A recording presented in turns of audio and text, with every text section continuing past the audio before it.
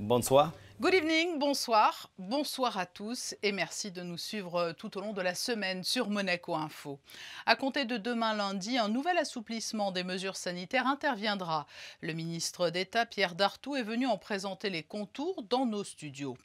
Nous avons également cette semaine dressé le bilan avec les professionnels de l'activité générée par le Grand Prix de Formule 1 le week-end dernier. Tous se sont accordés à dire que si ce Grand Prix ne ressemblait pas aux autres, il avait tout de même constitué une belle bouffée d'air. L'heure des comptes pour le groupe Monte-Carlo SBM qui vient de présenter ses résultats consolidés pour l'exercice 2020-2021. Sans surprise, l'activité a été considérablement impactée. Cette semaine, nous nous sommes également penchés sur ce qui nous avait permis de traverser la crise. Pour les Méditerranéens que nous sommes, il y a eu la mer. L'apnéiste Pierre Frollin nous a expliqué, par exemple, que lorsque l'on contemplait la mer, c'est l'intérieur de nous-mêmes que nous voyions. Et Elena Rossoni-Notaire, directrice du musée d'anthropologie préhistorique, nous a révélé que cette crise nous avait incité à nous tourner aussi vers nos racines. Enfin, nous avons salué la belle 3e place des footballeurs monégasques au classement final de Ligue 1. Mais pour débuter donc, les précisions du ministre d'État sur les nouvelles modalités sanitaires mises en œuvre dès demain. Nous sommes dans une phase qui traduit une évolution favorable, voire très favorable. Hier soir, nous avions un taux d'incidence qui était de 10,4. Il n'a rarement été aussi bas. Et donc, nous considérons qu'il est nécessaire maintenant d'assouplir un certain nombre de mesures. Après concertation avec le Conseil national, j'ai donc proposé aux souverains, au nom du gouvernement, un certain nombre de mesures d'assouplissement. Oui, je pense que d'abord le Grand Prix a été, je remercie l'Automobile Club, a été bien organisé, très bien organisé. Et les mesures que nous avions mises en place ont été respectées. Et donc c'est effectivement un événement qui, par son importance, par le nombre de personnes qui y ont assisté, par les contraintes qu'il présente, nous doit nous servir de leçon. Nous devons tirer tous les enseignements, notamment pour les autres événements qui vont venir. Alors, très important, le port du masque, qui reste l'un des gestes barrières capitales, va-t-il être abandonné? Non. On est passé récemment à la génération, si j'ose dire, des plus de 35 ans. Et nous allons avoir donc des approvisionnements nouveaux la semaine prochaine. Et je peux vous dire qu'à compter de lundi, nous allons ouvrir à tous les adultes de plus de 18 ans. Alors, ni prudence ni méfiance, je dirais vigilance, mais on est un peu dans le même sujet. Je crois que c'est indispensable. Il faut toujours continuer à être vigilant. Comme je l'ai dit, le port du masque, les gestes barrières, se laver les mains très régulièrement dans la journée. Nous sommes sur la bonne pente. Et il faut être très raisonnablement optimiste. Nous avons fait des progrès importants. Je pense que nous sommes en capacité de surmonter les choses. Mais bien sûr, Monaco n'est pas isolé du reste du monde.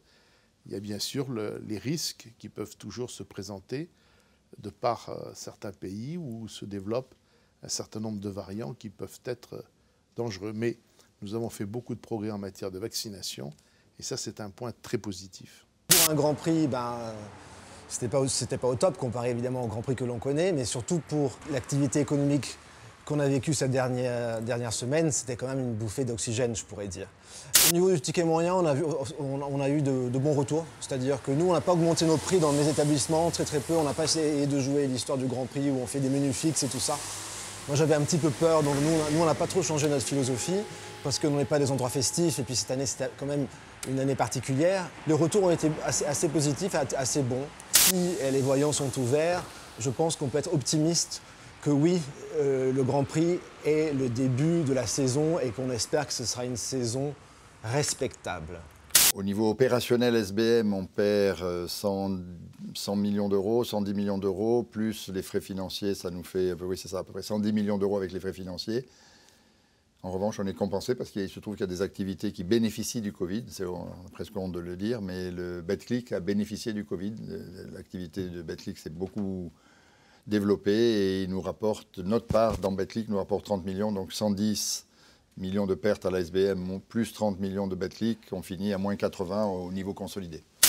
On a fait un compromis avec nos locataires commerciaux, c'est-à-dire les magasins, pendant la période où on était en pur lockdown, c'est-à-dire totalement fermé. Et là, on a pris l'initiative, parce que c'est des partenaires, parce qu'on travaille tous ensemble, de faire des réductions de 50% sur les loyers sur ces 3 mois. À part ça, l'ensemble du secteur locatif a été payé sans réduction, et donc on est en augmentation sur l'année précédente. Notre business model, il repose sur un brassage de population. Si les gens ne peuvent pas se mettre dans un avion pour venir en principauté, c'est assez compliqué. Donc on a résisté quand même mieux qu'on ne pensait au jeu, avec je vous dis, des machines à sous qui ont tenu et des jetables qui souffrent un peu plus parce qu'on n'a pas la clientèle internationale. En revanche, d'un point de vue financier, puisque vous avez posé la question d'un point de vue financier, c'est moins évident, parce que le plus simple, c'était de fermer tout. Mais on n'a pas fait ça. On a voulu jouer le jeu, on a voulu accompagner le gouvernement dans sa politique. Et donc, on a gardé l'ensemble des restaurants ouverts, l'ensemble des hôtels ouverts. On s'est vraiment posé la question de savoir si on ne fermait pas un hôtel ou 2. On ne l'a pas fait. Il fallait que Monaco continue à vivre. On pouvait faire plus. On pouvait être un peu plus demandant. Honnêtement, c'était déjà bien. On a un rôle social dans cette principauté. Il faut maintenir certains équilibres. Donc, on s'est arrêté là. On aurait pu pousser le curseur un peu plus loin, on ne l'a pas fait. Oui, c'est le démarrage de quelque chose, puisque c'est quand même la première fois qu'on voit un Grand Prix depuis quelques années avec... Enfin, depuis des années, pardon. Non, n'exagérons pas. Depuis quelques mois avec des spectateurs. Première fois, il y avait des spectateurs. Au niveau des restaurants, c'est assez intéressant. On a aussi là à peu près la moitié des couverts que l'on faisait les autres années pour 2 raisons. Il manque un peu de monde et surtout, il y a des mesures sanitaires. Donc, on ne peut pas remplir les restaurants comme on les remplissait avant. Mais le bon signe, est un peu, si on veut regarder avec un peu d'optimisme et d'espoir, c'est que les gens ont... Alors c'est une période particulière, je ne veux pas généraliser, mais les gens ont dépensé beaucoup plus que précédemment. Nous, on joue beaucoup sur juillet-août, c'est clé pour nous. Et sur cette période juillet-août, on a besoin des longues distances, c'est-à-dire des gens qui viennent de loin. Il semble que tous les chiffres, à part quelques pays asiatiques, tous les chiffres sanitaires vont dans le bon sens, à Monaco plus que les autres encore. Donc on ose espérer que ça va se relâcher progressivement et qu'il n'y aura pas de mauvaises surprises du type variant indien ou autre. Au niveau spectacle, on a fait de notre mieux. Quand je dis on a fait, c'est encore l'œuvre de Jean-René Palacio qui nous a coûté il y a quelques jours. Et c'est lui qui jusqu'au bout nous a aidés à travailler, à monter cette saison. On aura un gala de la Croix-Rouge sur la place du Casino. Et donc voilà, on espère que les conditions sanitaires nous permettront de jouer à plein. Le Grand Prix, c'est la première porte ouverte vers un peu d'espoir, de retour à une vie normale. Pour l'événementiel, eh bien, il n'y a pas vraiment eu d'événement. Ils ont essayé de faire de leur mieux en respectant les règles sanitaires. Ils ont fait un peu de conciergerie, un peu d'assistance. Ils sont quand même contents parce que l'événement a eu lieu, il a eu bien lieu, les gens jouaient le jeu. Sur les terrasses, c'était des personnes qui invitaient des amis, ça a donné de la vie.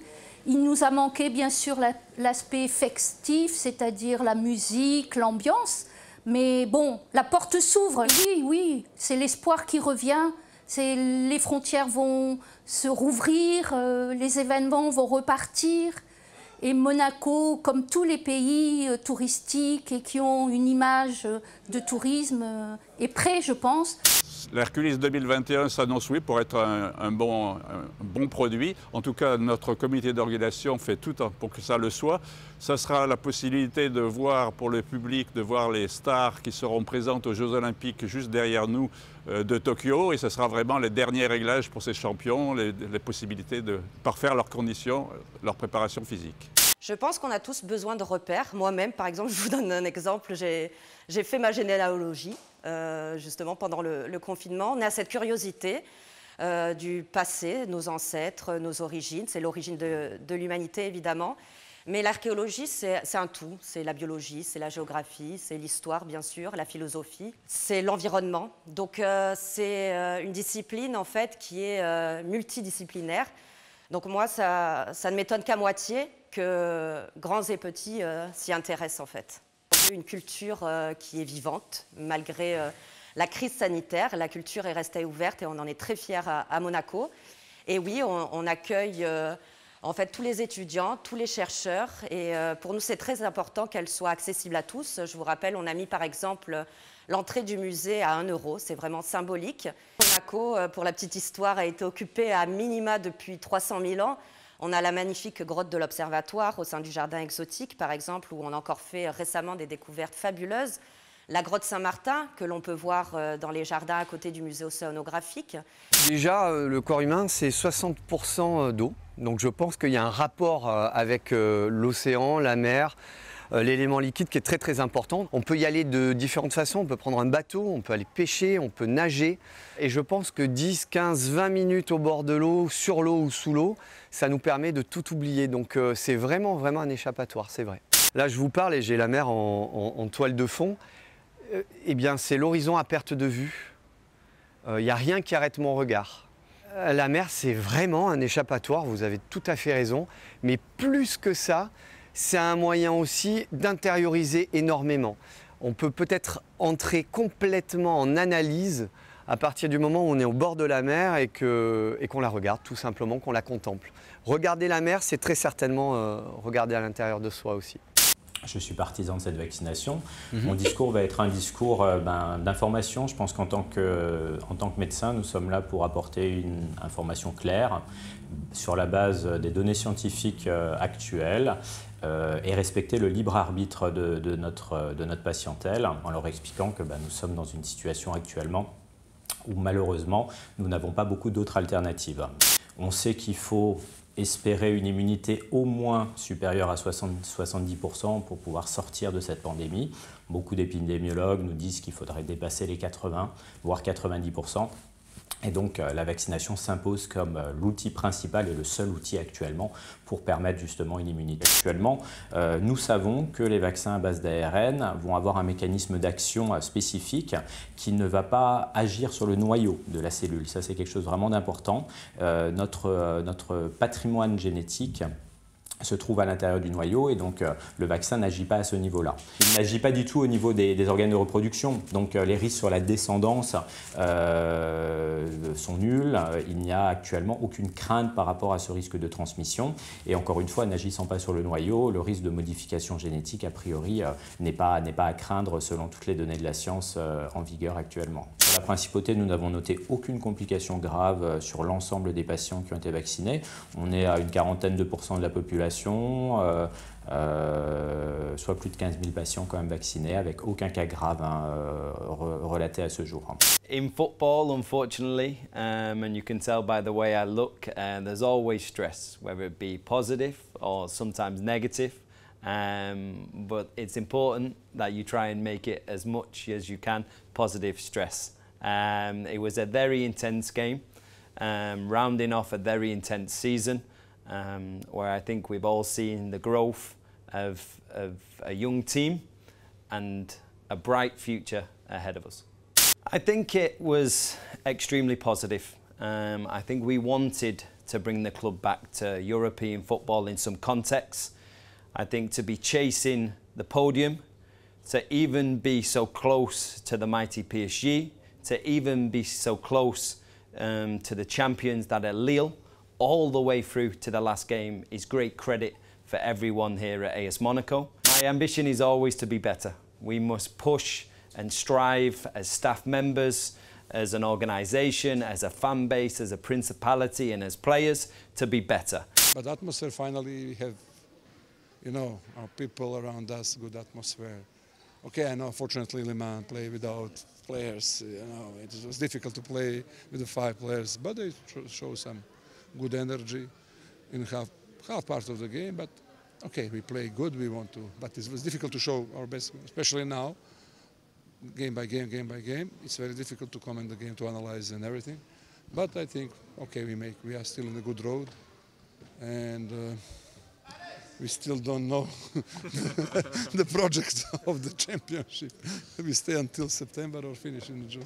Bien sûr que j'ai suivi cette année, c'est incroyable ce qu'ils ont fait, surtout vers la fin, hein, honnêtement, le début de saison un peu moins, ouais. Mais le parcours est dingue, quoi. Aller gagner cette Eurocup en plus en 2 matchs comme ça en Russie, enfin ça, vraiment c'était une belle aventure. J'ai trouvé ça très très beau ce qu'ils ont fait la Roca Team cette année. Du coup je trouve ça top que les Rob Gray aient pu re-signer et reste là-bas parce que le mec est fantastique, il a un flair dingue vraiment et il aurait pu je pense prétendre à une plus grosse écurie en Euroleague, donc ça prouve que je pense, je connais pas suffisamment les mecs, j'ai été proche par le passé de mecs comme Paul Lacombe ou des mecs comme ça, mais moins cette année, mais ça prouve que je pense qu'il y a un truc un peu particulier dans cette équipe, un esprit un peu famille, j'ai l'impression. Charles est un gamin génial, hein, je le connais depuis qu'il est tout petit, donc je peux pas en dire à moins. Il a un sens de la sportivité, et puis en plus, cette année, avec son coéquipier Carlos Sainz, ça marche très bien, c'est deux gamins qui ont évolué ensemble, donc oui, non, mais il n'y a aucun sujet à la classe sportive et de Charles sur le fait que ça a dû être très très dur pour lui, c'est vrai. Parce qu'il faut l'avaler, hein, le fait de ne pas pouvoir partir de son Grand Prix. Donc voilà, oui, dans la classe, Charles. Plus léger, le best-of hebdomadaire des réseaux avec un peu de magie et toujours beaucoup d'animaux, mais il faut dire qu'ils sont souvent attendrissants et surprenants.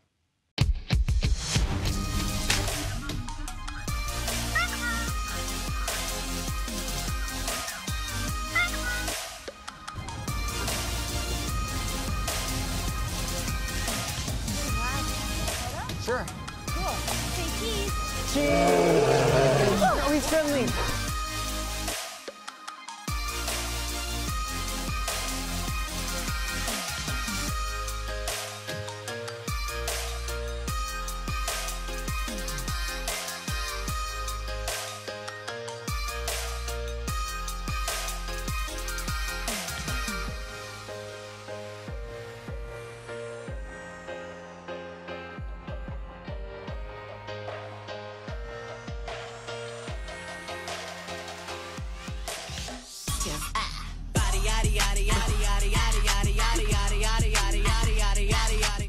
Voilà pour ce tour d'horizon de la semaine écoulée. Je vous retrouverai demain à 19 h.